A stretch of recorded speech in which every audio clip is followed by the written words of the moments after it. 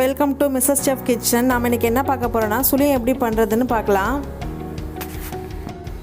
ஒரு 1/2 லிட்டர் அளவுக்கு தண்ணி விட்டுக்கோங்க.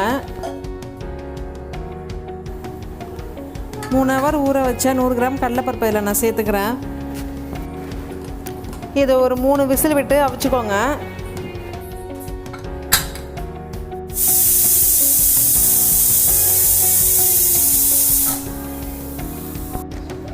வேக வச்ச கடலைப்பருப்பை இப்போது வடிகட்டி எடுத்துக்கிறேன்.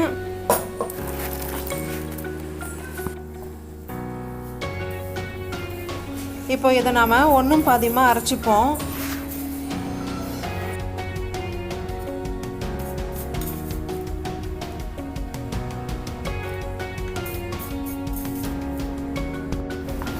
இந்த அளவுக்கு அரைச்சி எடுத்துக்கிட்டாலே போதும்.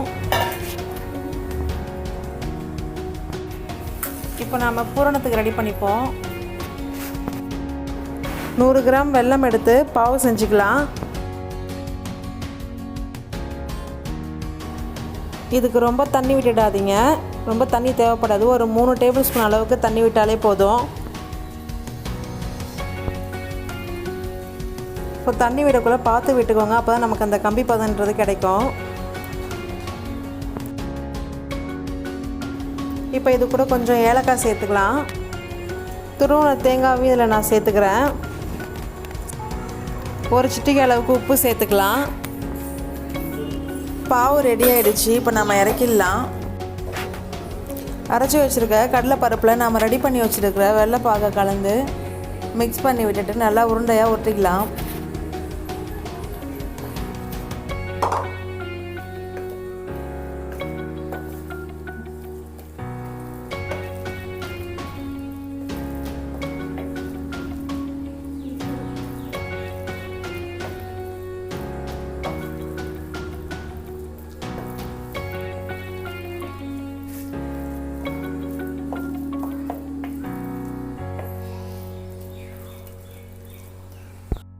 இது போல் எல்லாத்தையுமே உருட்டி வச்சுக்கோங்க. சுழியத்துக்கு தேவையான மைதா பேட்டரை இப்போ நம்ம ரெடி பண்ணிக்கலாம். நான் 100 கிராம் மைதா எடுத்துருக்கேன்.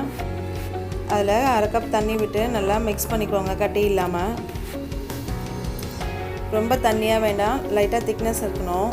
அப்போ தான் நம்ம அதில் டிப் பண்ணி எடுத்து போடுறதுக்கு நல்லா வரும். இப்போ சுழியத்தை பொரிச்சு எடுக்கிறதுக்கு நம்ம ஆயிலை ஹீட் பண்ணிக்கலாம். அடுப்பத்தை வச்சு ஆயில் போட்டு ஹீட் பண்ணிவிட்டு ஊற்றி வச்சுருக்க சுழியத்தை மைதா பேட்டரில் டிப் பண்ணி எடுத்து ஆயிலில் போட்டு பொரித்து எடுத்துக்கலாம். லைட்டாக அது பொரிஞ்சாலே போதும். ரொம்ப நேரம் நம்ம அதை பொரிக்க வேணாம். ஒரு 2 நிமிஷம் பொரிஞ்சாலே போதும். இந்த ஸ்டேஜில் நம்ம சுழியத்தை எடுத்துடலாம்.